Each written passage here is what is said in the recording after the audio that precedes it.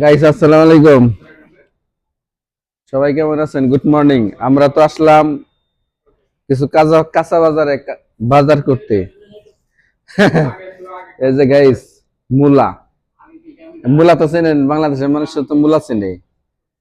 মূলা যে কি করে রাত্রে রান্না করে যে সকালে খান, এটা সেই লাগে না? বিশেষ করে পুঁটি মাছ দিয়া মূলা দিয়ে রান্না করলে ওই ওই তরকারিটা যদি আপনি সকালে খান অবশ্যই কিন্তু মজা লাগে। তো এই মূলাটা সৌদি আরবে 1 রিয়াল, মানে 1 টাকা। সৌদির 1 টাকা বাংলাদেশে পড়তেছে আপনার প্রায় 30 টাকা একটাই। যে দেশের যে সিস্টেম, এই দেশের 1 রিয়াল।